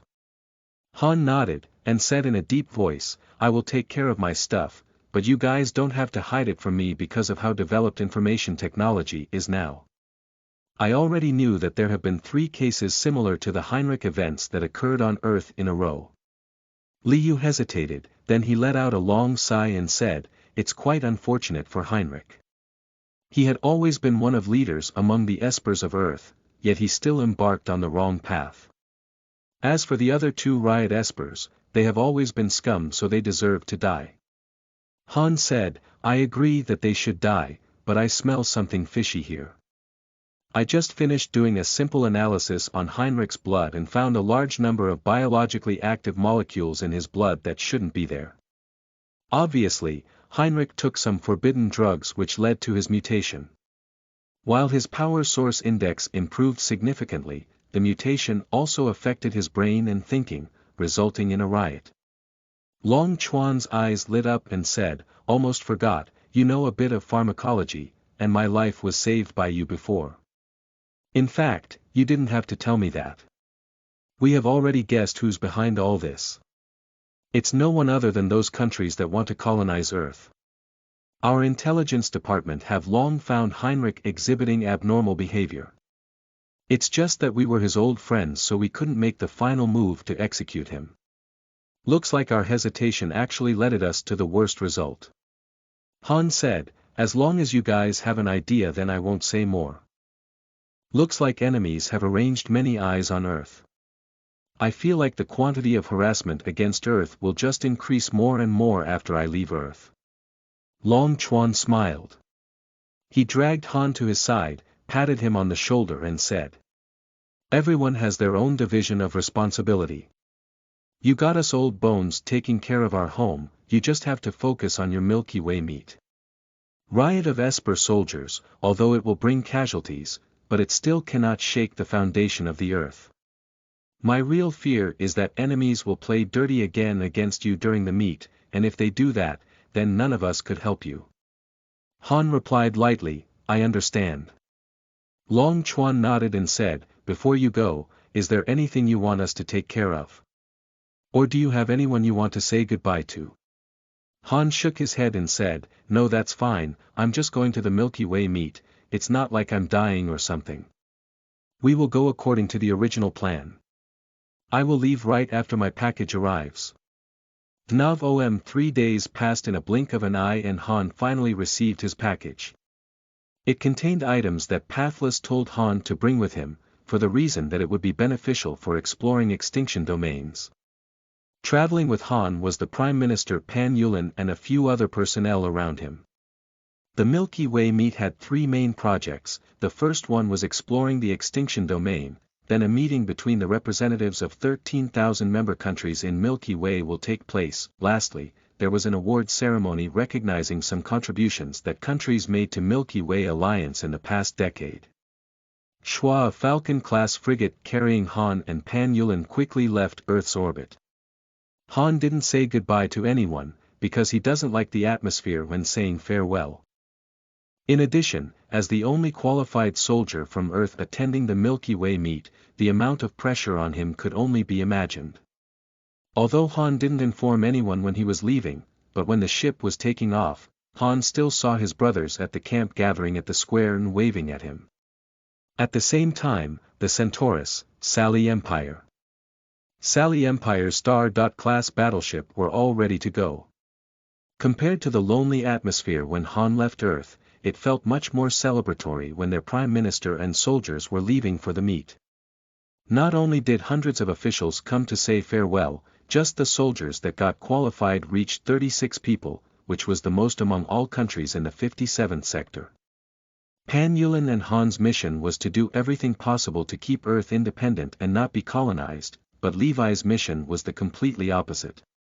Overall, Han went to the Milky Way meet for the survival of Earth, but Levi was going for the benefits. Shortly after their ship left Centaurus, Levi summoned all the qualified soldiers to his room and arranged a secret mission. His eyes quickly scanned this group of young soldiers that represented the future of the Empire. He smiled and said, "Only a few hours away from the Empire is a country called Earth, do you guys know?" All the soldiers nodded. Levi then said with sinister eyes, "Then you guys should also know that someone placed a 1 billion bounty on the only soldier from Earth that's participating in this meet." All the soldiers nodded again. "Good, I want to say, if nothing goes wrong, then after this Milky Way meet, we will colonize Earth. If anyone among you guys can kill that man from Earth called Han, not only will you get the 1 billion GC high reward, but also a 10,000 square kilometers territory on Earth, plus a noble title." All these young soldiers were shocked. Although the GC are tempting, but the title and territory was even more attractive. After all, in the Sally Empire, having that title meant they will become a noble in the future and enjoy rights that could even be passed down to future generations. It will be a giant leap, from a soldier to privileged class of an empire. Rest assured, this man from Earth won't get out alive from A.19. He's dead this time. Motivated by the huge bounty and reward, all the young soldiers were fired up for the mission. Unlike the virtual environment pressure exam, people could really die in the A.19. Far from home, dangerous prehistoric relics and countless enemies wanted his head. Han's journey has only just begun, but his path was already covered by thorns. Chapter 78. Predicament and the people that return from the distant. You are listening at novelfull.audio. The place where the A.19 was located was called the Miracle Star System. It was also where the Milky Way meet was to be held. 1 week later, Han and Pan Yulen reached the periphery of the Miracle Star System. Observing from the deck window, the star had a yellow dirt-colored ring around it. Countless ships of different sizes were coming from all corners of the Milky Way, and they were being guided to enter the system. After all, the Milky Way had 13,000 human countries. They were all gathered here for a meeting. Large or small, there were still over 100,000 ships here. On the periphery of the star, there was an ever greater number of defense fleets. The A.19 was located on Planet 3 of the system, and Planet 4 was where the representatives from all the countries will be meeting. Han needed to first land on Planet 4 and wait till the relic exploration event was activated, and then he will head towards Planet 3. The Falcon-class frigates successfully landed and Han followed Pan Yulen to the hotel reserved by Earth Federation, which had an appearance of a gray concrete suburban building. From the living environment of the delegates of each country, you could see their position in the galaxy. Like the giants of the 12 permanent management member countries, they will be renting the most luxurious hotel on Planet 4, or simply building a temporary luxury mansion. But Earth and some other observer member countries in the Milky Way Alliance lived in very cheap ordinary hotels in the city suburbs. Han observed some delegates from other countries that were living in their hotel. They all had that same worried look. In the Milky Way, there was a hidden jungle rule that applied. After each Milky Way meet, there were always some small weak countries that will be merged with other powers or be colonized. Presumably, their situation was no better than the Earth Federation. Han wasn't very picky of the living environment. After settling down in the cheap hotel, he kept on discussing with Pathless Origin about the extinction domain or combat techniques, while Pan Yulen didn't rest for a moment and took his team to visit some countries that have some relationships with Earth in an attempt to get their support. It was a silent night. Morning soon arrived. Han had source energy protecting his body, so he doesn't need much sleep. He left the hotel a little before dawn. He wanted first to check out the functioning of a foreign society, and secondly he had already promised Yi Weiwei to find her after he got here. In the lobby, Han coincidentally met Pan Yulin's team on their way back. They went out yesterday afternoon and were out all night. Right now they looked really tired, eyes dulled, and in a depressed mood. Seeing Han, Pan Yulin tried his best to gather some energy and have a casual chat with him. Knowing that Han wanted to go take a look at the city, Pan Yulin didn't say anything. After Pan Yulin got onto the elevator, Han grabbed Pan's secretary Rhodes, frowned and asked, "How's the situation?" Rhodes first looked around and saw no one. He then sighed and whispered, "Very bad. All night, we visited a few delegations that were quite familiar with Earth, but they either decline nicely or respond perfunctorily. And the Iberian Republic that had a pretty good relationship with us in the past even kicked us out. The grapevine says that the Sali Empire had bribed the permanent member country, Ganges, and after the start of the Milky Way Conference, the Ganges Republic will fully support the notion of the Sali Empire colonizing Earth. With our strength, we are already powerless when dealing with a Sali Empire. How can we be the opponent of Ganges?" Han in fact already had a feeling long ago, that the Earth Federation will encounter unexpected difficulties in the Milky Way meet. But even one of the 12 permanent members Ganges supported the Sali Empire, which still surprised Han a little. After all, the Ganges Republic was too powerful, strong enough to influence the alliance's decision. Rhodes could see Han's worry. He still tried to smile and said, "You don't have to worry about politics. We already came prepared to pretend to be a grandson and beg the grandparents. Prime Minister Pan Yulin doesn't give up easily as well. If these people don't work, we can still try to find others. In short, you just need to take care of the competition and don't let other things bother you. Politics have always been very dark and retarded." Han nodded and said goodbye to Rhodes. He then took a taxi to town. The Miracle Star system belonged to the Mang Republic, also one of the permanent managing members of the Alliance. In fact, the 38A. Class extinction domains in the hands of the Alliance, were all under the control of permanent members like the Ganges and Mang Republic, and that's why they were giants in the Milky Way. For the humans inhabiting the Milky Way, the presence of high-level relics had extraordinary meanings. These advanced relics contained enormous amounts of benefits. If you find a battleship blueprint from the relic left behind by the prehistoric civilization, how much money would that be? If you find a few Ares. Class equipment, how much would that be? If you get a genetic science book that could boost the level of all the soldiers in the country, how much was that worth again? In simple terms, relics from the prehistoric civilization was science, was strength, and, most importantly, was also money. The 12 permanent members of the Milky Way Alliance each controlled at least 3A. Class relics, and those 128 non-permanent management member countries each controlled at least 3B. Class relics. The Sali Empire really wanted to colonize Earth because of the B. Class relic. With that relic and its generated output, the Sali Empire will very likely be promoted to be a non-permanent management member of the Milky Way Alliance. Since the Miracle System was Mang Republic's territory, then the science and technology levels, as well as the degree of prosperity was incomparable to Earth. Even the taxi that Han took was a half-afloat electromagnet suspension model. It didn't have wheels, and its body floated half a meter from the ground, producing very little noise or vibration when driving. As for the city Han was in right now, it had 12 billion residents in its population, so the millions of guests from all over the galaxy occupying here for the duration of the meet had little impact on a city this size. There were gardens that were built in the sky, skyscrapers that soared through the clouds, easily accessible electromagnetic-powered public transport systems, and much more maintaining the operation of a large city this size. After Han learned about the Earth delegation team's situation, he no longer had the mood to tour around the city anymore, so he had the taxi take him directly to find Yi Weiwei. It was not that Han was desperate for Yi Weiwei's beauty, but he had promised to accompany her for a day, and a man must be true to his words.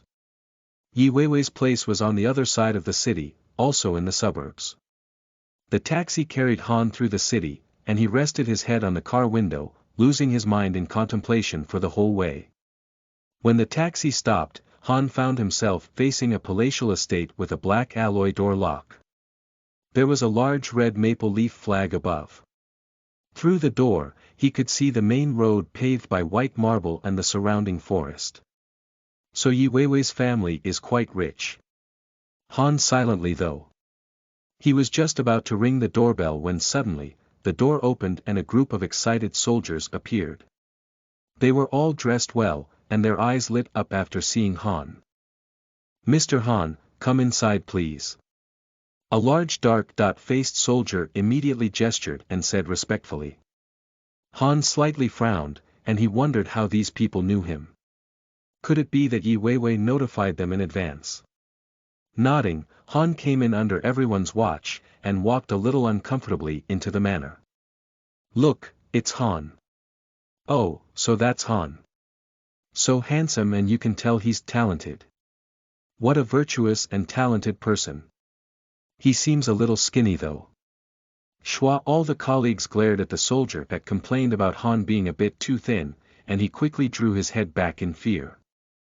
This scenario was all too weird. Suddenly so many people came out, there was all kinds of people, from guards to ants that were sweeping floors. They were all looking at Han, and continued to secretly mutter to each other. Han felt like a monkey in a zoo. The Milky Way periphery, inaccessible wilderness star sector. A beaten high-level assassin-class expedition cruiser finally left the transition channel. Advanced expedition battleships were designed for distant galaxy exploration. It was equipped with a durable structure forged by lightweight metal, 4 sets of transition engines, a hibernation system, a vegetable growing system, complex multi-track radar system, and a series of top-level equipment designed for distant exploration. At the moment, this extremely expensive ship looked a bit embarrassing. The energy protection device was broken. Even the armor plating was opened by some attack, and the warship's final protection layer structure was exposed in many places. Without a doubt, this ship suffered a large-scale siege, and it was able to barely escape with one last breath. After a long journey of unimaginable danger, the ship was already crumbling and began to fall apart. In the assassin-class expedition ship's cockpit, there was only an old man, with a long beard that hasn't been shaved. He hasn't bathed for a long time, exuding an unpleasant odor. Vinci. The old man used a red injection on himself, and his eyes glowed with renewed life. Looking around the cockpit, there were a lot of red maple leaf marks. It seemed like the exact same one as the symbol in front of Yi Weiwei's house. The old man stood up, and pressed buttons non-stop to set up the next flight destination. He then became tired and lied down on the chair. Worrying, the old man breathed heavily before he pulled out a holographic picture from his pocket. There was a very fine, very beautiful girl, dressed in black leather with a lovely smile. Wasn't that Yi Weiwei? The Yi Weiwei in that photo was from a few years ago when she was just a little girl, and now she was a teenage girl that had just discovered love. The old man's cold face suddenly became soft after seeing Yi Weiwei. Then, his eyes resumed the previous perseverance. "I can't die here. I must get back before the Milky Way meet, or else it will all be too late." The old man continued muttering. "Sorry guys, I have a very drunk GF to take care of. I'm also recovering from yesterday's crazy translating experience. I will just keep my mellow pace of 1.2 chaps per day for the next few days, so you guys can donate if you want. I will take a good break, and next week I will be ready for another challenge of One Day Rush." Chapter 79. Good news and bad news. You are listening at novelfull.audio. Han. Yi Weiwei waved in excitement from the window, her face was a bit red. Han smiled, and waved at Yi Weiwei too. Boom! Suddenly, a bolt of lightning came straight down from the sky and landed right on a maple tree beside the palace. The tree was killed immediately, and bursted into flame. A few guards of the Yi family jumped out to put out the fire. It was like chickens flying and dogs jumping, while Yi Weiwei was like a child that did something bad, said sorry, and quickly hid her head back into the room. Han was a little stunned, because it seemed like this thunder was caused by Yi Weiwei. He looked up and saw a big sun in the sky, so he had no idea where that damn lightning came from. The old housekeeper Yi Hua invited Han into the living room. The luxurious furnishing of Yi family palace still left Han amazed. From the crystal chandeliers to exquisite style furniture, marble floors on the ground, everything was top-grade stuff. The maids offered tea, and secretly glanced at Han. Some chit-chat behind the back was unavoidable. Han was already used to it. It seems like everyone from the Yi family knew him. Thinking for a moment, Han asked Yi Hua, just where exactly did that lightning come from? Yi Hua sighed, and said honestly, that's because of Mrs. ability, the lightning storm. The lightning storm belongs to the top tier of defense-type abilities.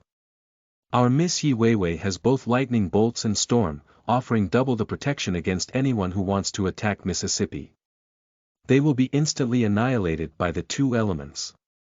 Unfortunately, the lightning storm power isn't stable, and sometimes it even attacks people that didn't intend to attack Mississippi. Just because they are in close proximity to Miss, they will get attacked too. Boom! Just as Yi Hua finished his sentence, they heard a loud clap of thunder upstairs. Instantly, the scene was reverted back into the one where everyone was like flying chickens and jumping dogs again. Yi Hua pointed upstairs and said reluctantly, "Look, that's the lightning storm. It doesn't give any warning. The moment Miss doesn't wear special type of gloves, Miss can injure others anytime anywhere." Han started laughing on the inside. Yi Weiwei's power was really a mess. No warning, no rules, and no one knew when Yi Weiwei will hurt others nor when she won't. When Yi Weiwei said before that she wanted to go to the park with Han and wear a dress, Han thought this girl might be into him, and now he suddenly realized, this might actually have nothing to do with love, she's just using his void end power to suppress his lightning storm to avoid hurting other people and cause chaos. Thinking about that, Han said to Yi Hua, "Sir, I understand. How about you let me go wait outside of Mrs. room, I will activate my domain, that way when's changing into her dress she won't hurt others." Yi Hua was very happy, and he quickly replied, "That would be nice." So, he and the guard captain Yi Xiangdong accompanied Han to the door of Yi Weiwei's room, and Han used his power and summoned a domain with 10 meters in radius. This is Void End. Yi Xiangdong realized that his power suddenly disappeared. He was stunned and he quickly asked. Han nodded, "The Milky Way Alliance will publicly display each contestant's profile. Everyone will know sooner or later, so there was no need for Han to hide anything." "Fantastic. It's better than I thought." Yi Xiangdong grabbed Han by the shoulders, "Your power can suppress Mrs. power for sure." Cough *, Yi Hua deliberately coughed twice, and Yi Xiangdong just realized his own gaffe, so he apologized and backed to the side. "It's Void End. Han's power is Void End." In the yard, someone screamed out, and everyone immediately became excited. Yi Hua said to Han in embarrassment, "Miss never got to wear a dress since she was small. Today she can finally go out like an ordinary girl, so everyone in the family is very happy for Mississippi." Shua from Yi Weiwei's room, 2 little girls in maid uniforms sprang out. They greeted Han and Yi Hua in excitement and said, "Miss is ready, she will be out in a second. Miss look really pretty today." Right after that sentence, another 2 young maids pushed the shy Yi Weiwei out of the room. Han suddenly felt his eyes lit up when he saw Yi Weiwei in a pure white dress. It was short, not even reaching her knees, exposing one pair of soft white slim legs, and her feet were in flat white shoes. Yi Weiwei seemed to have some makeup on as well, the very delicate kind, not gaudy. The dress was sleeveless, and it exposed a small area on the back, as if trying to emphasize sexiness. "Why are you guys pushing me? This dress isn't pretty, let me put on the long dress." It was Yi Weiwei's first time wearing a dress, on top of it being in front of outsiders, so she was a little embarrassed and muttered. Miss is already a big girl, of course you should dress a bit sexier. This dress is Miss's favorite, Miss often secretly wears it in the room when alone. Don't think that we don't know. Mr. Han, do you think our Miss is pretty? Yi Weiwei's group of maids were very naughty. Han smiled and said, it looks quite good, don't change it, envied it really. Yi Weiwei tipped her head a bit and asked. Yep. Yi Weiwei let out a long breath, blushed, and ran downstairs. Just after she ran a few steps, she stopped again and said in a silly way, I almost forgot, I can't be too far away from you. After spending a bit more time at Yi family's palace, Han and Yi Weiwei finally hit the road. The group of naughty little maids all bowed to Han, and said in unison, Mr. Han, our Miss will be in your hands. Everyone in the Yi family all felt great relief. They watched Han and Yi Weiwei leave the manor, and those that were sentimental even secretly cried. Where do you want to go first? Sitting in the car, Han asked Yi Weiwei, who was sitting across from him. I want to go to the water park first, then the zoo, then go do a bit of shopping, eat ice cream, and in the afternoon we will go to the ocean park, watch a movie, and go horseback riding. Yi Weiwei looked forward to this day for too long, she had planned out everything she wanted to do 1,000 times since a long time ago. After Han asked, she started going on and on about the things she wanted to do. Suddenly, she realized that she might not be considering Han's feelings, so she whispered in embarrassment, do you think that's okay? No problem. Han smiled and said softy. After watching Han and Yi Weiwei depart, housekeeper Yi Hua went back to his room and poured himself some wine. For the whole lifetime that he served the Yi family, today was his happiest day. Suddenly, just when half the glass of wine hit Yi Hua's stomach, a guard rushed into his room, and said in a deep voice, the Lord wants to talk to you. He's on the emergency communication channel. Yi Hua was shocked, he quickly put down the glass and opened the interstellar encryption communication device. The screen flashed for a few seconds and Yi Hua finally saw the Lord of the Yi family, which was Yi Weiwei's grandpa Yi Guhong.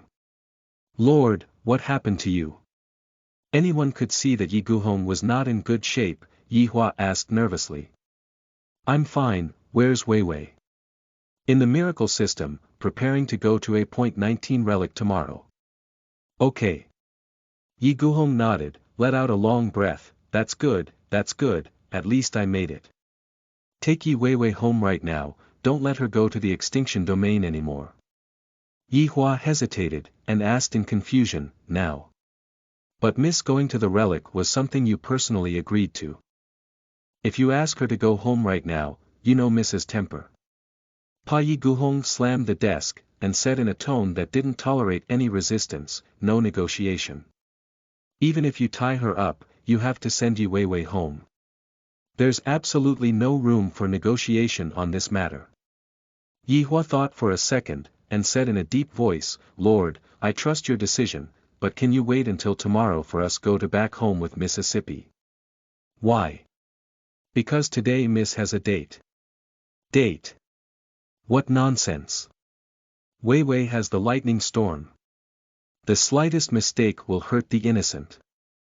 I don't care how many unrelated people will die, but Yi Weiwei will feel guilty because of it. What should we do if she becomes traumatized? Yi Guhong asked in a severe tone. Yi Hua said in a deep voice, Lord, you were not home in the past few years so you might not know. The guy on a date with Miss has the void end power. He can completely suppress Miss's lightning storm, the things you were worried about will not happen. Void end. It's Yi Shuihan. That old monster is actually still alive. Yi Guhong was severely shocked, but he recovered quickly and scratched his chin and said, fine. If you count, Yi Shuihan's even older than me. During the lifetime he got married with 30 wives and those were just the ones I knew about. But if Yi Weiwei really wants to, I won't say anything. After all, the situation our family is in is a bit special, we don't have any choice. As for those other wives and kids of Yi Shuihan, to avoid trouble, I will just send someone to secretly kill them. Yi Hua started dying of laughter on the inside because of how Yi Weiwei's issue had deeply troubled the Lord. Now Yi Guhong even agreed to marry Yi Weiwei to Yi Shuihan, that kind of infamous old grandpa. Yi Hua smiled and said, Lord, this person is only 17 years old, not Yi Shuihan. He just coincidentally has the same power as him. Yi Guhong heard this and tears came running down his face. But then, he pondered and felt something odd, his eyes became wide open and he asked, could that person be a girl? Sigh. Our family's situation, it's difficult. But if Weiwei really wants to be with a girl, that's not unacceptable, at least she can be with someone. Gingxi Yi Hua almost started vomiting blood. Only members of the Yi family knew their difficult situation, and that left Yi Guhong very cranky and sometimes crazy. It seems like it's very difficult for him to believe that such a man that perfectly matched Yi Weiwei existed. Lord, to tell you the truth, this man's name is Han, 17 years old, from the Earth Federation with the power void end. He's not some strange old grandpa, nor a girl. In my opinion, he's actually pretty suitable with Mississippi. Yi Hua explained. Ha ha ha ha ha ha ha ha ha. Yi Guhong was stunned for ages, and he started laughing like no tomorrow, he couldn't believe his eyes. This surprise is too big for him. But after laughing too hard, Yi Guhong's body began to suffer great pain again. He held on to his heart, and sweat drops as big as peas began to fall. At the same time, the communication screen suddenly became blurred too. Oops, the communication system's about to die. Yi Guhong was shocked and yelled loudly, I still haven't returned to the Milky Way yet, so I can't access the public Wi-Fi. You must do what I said, and take Yi Weiwei home tonight. This is an order. Yi Hua was also very nervous. Lord, why don't you let Miss go to A.19? Could it be that you got some bad news during your journey? Yi Guhong nodded heavily, his face became very difficult to see. Unfortunately, just when he wants to tell the truth, the communication was interrupted, and the screen turned dark. Chapter 80. The End of Fate. You are listening at novelfull.audio. Deep into the night, the maple trail in the city, under the dim street light. Yi Weiwei sat on the grass beside the river. Under the cover of Han's jacket, she smiled and asked Han in excitement, You are terrible, what did you give that guy to drink? I saw his face turn green. Han said lightly, I just put a splash of frost arrow toad saliva in his wine. It's not poisonous, but even espers will inevitably have diarrhea because of it. Who would have thought that he was that weak, and ran straight for the toilet within a few seconds of drinking it. Ha ha ha ha. Yi Weiwei laughed happily, awesome, awesome. Bad guys like him really need to learn a lesson. We will watch and see if he will still dare to act so frivolously towards me. Your way is better, teaching him a lesson but also not hurting him. If it was Yi Xiangdong in the Yi family bodyguards, this guy will certainly not be going to the extinction domain tomorrow. But then again, why do you carry frost arrow toad saliva with you? As well as that little silver needle, it's probably not legal too, right? Han shrugged his shoulders, a senior told me to carry these things with me, and I've got a huge bag full. The frost arrow toad saliva is like a beginner-level existence among those items. That senior said what's most terrifying in the extinction domain is not the dark beasts, but humans. Han called senior was pathless. With the help of the dark net, he bought tons of wicked gadgets for Han and said that they will come in handy in the A.19. Han specially prepared a bag to carry them all. Yi Weiwei had a little drink, and nodded as if she understood but didn't understand. That's right, the A.19 is one of the more dangerous relics among all the A.class relics. In addition, the moment you enter the domain, the Milky Way Alliance's law can't regulate the soldiers inside at all. Murder, robbery, these things are very common. Most of the soldiers weren't killed by dark beasts but by the hands of other humans. Suddenly changing topic, Yi Weiwei's pair of little paws held on to her chin. She tilted her head, and the pair of jewel-like eyes narrowed and looked at Han. She whispered, "Thank you for accompanying me to so many places today, how can I thank you?" Han smiled, and asked back, "Did you have a good time today?" "Yep." Yi Weiwei nodded heavily, "This is the happiest day of my life.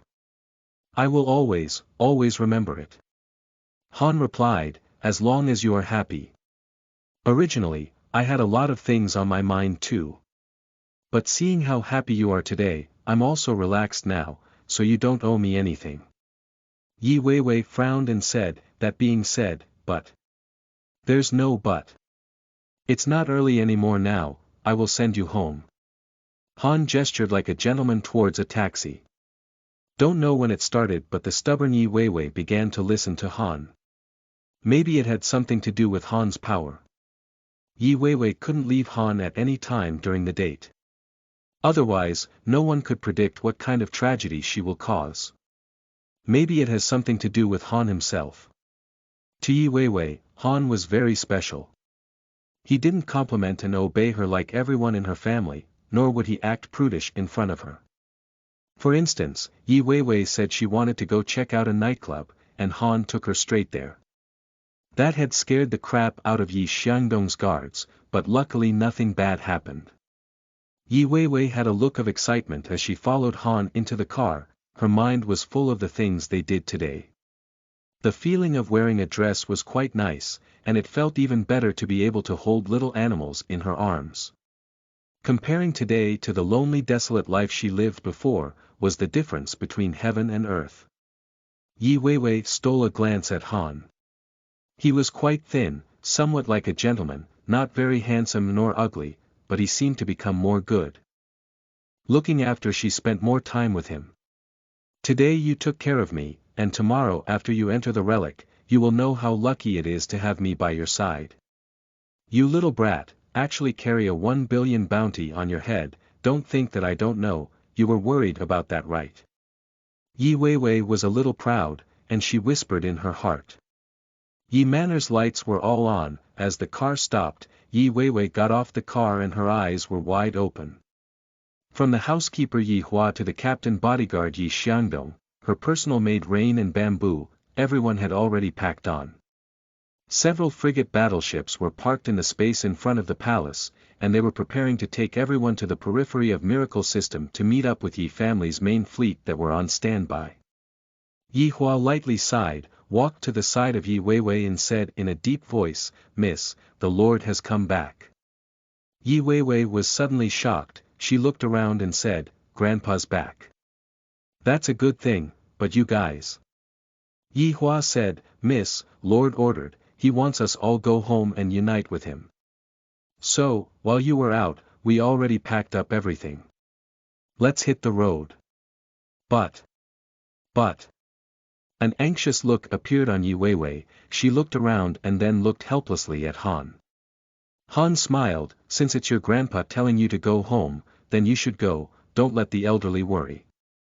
When he finished, he gently nodded at Yi Hua and Yi Xiangdong, and turned around and prepared to leave. Yi Hua thought for a second, and said in a deep voice, "Our Lord wasn't too clear when he gave us the order, but from my past experiences of serving him, he probably received some intelligence and thinks that the A.19 isn't safe. That's why he gave that order. Han, our identity, you should have guessed already right."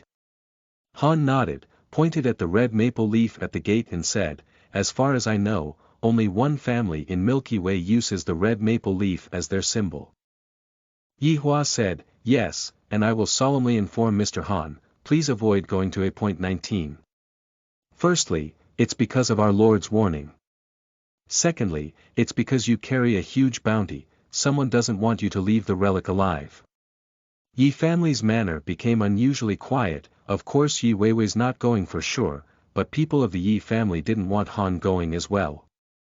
"Can you not go too? My grandpa's words are always very accurate." Yi Weiwei felt very nervous and she said with an almost pleading voice. Han smiled as he started walking out, and joked, "I can't not go, it will be difficult for my home."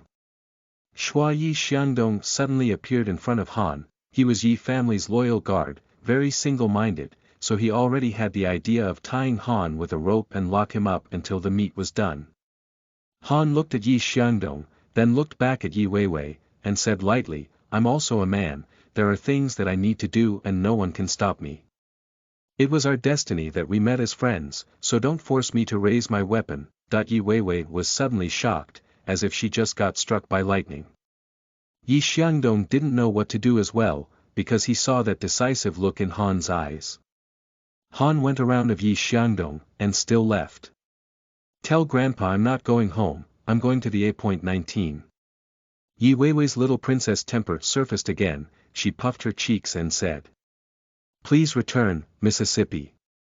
Yi Xiangdong said on one knee. Please return, Mississippi. Please return, Mississippi. Everyone kneeled down and started begging Yi Weiwei. Boom! A lightning bolt struck down, brightening up the dark night. The guard that got struck didn't say anything and collapsed onto the floor. The more emotional Yi Weiwei got, the faster lightning struck down at the people around her, but still no one dodged. Yi Weiwei hung her head down in despair. Little Rain the maid hastily put the isolation cloak onto Yi Weiwei. Right now, Yi Weiwei was gently sobbing. She turned her head, and looked at the direction where Han disappeared into the night. Such a wonderful day, but it was just one day, and it ended. Han returned to the hotel, Pan Yulin's diplomatic team still didn't return, still working outside, begging those politicians from other nations in Milky Way. Han was very clear, diplomacy won't be able to solve Earth's problem, but he didn't have the heart to say anything to Pan Yulin. After all, they were so hard-working, and they were willing to lower their status to the lowest for Earth. When Han opened his room's door, the midnight bell just sounded.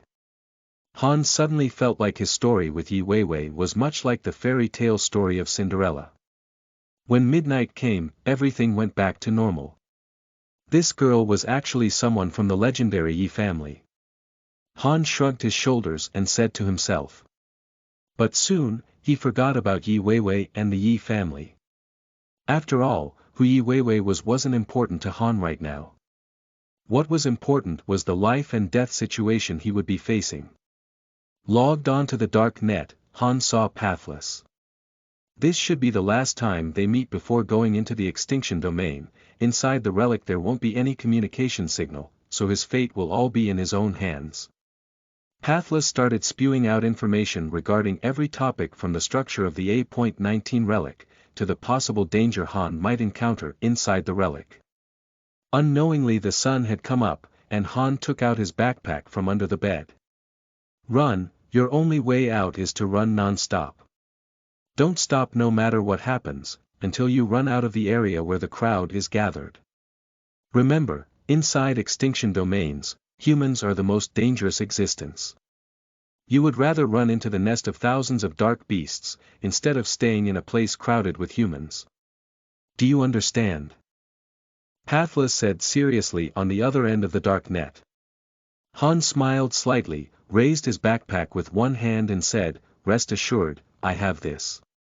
If they want to kill me, it won't be easy. Turning off the computer and carefully hiding the dark net login program in his necklace, Han carried his backpack and left. He headed towards the assembly point for the relic exploration stage of the Milky Way meet.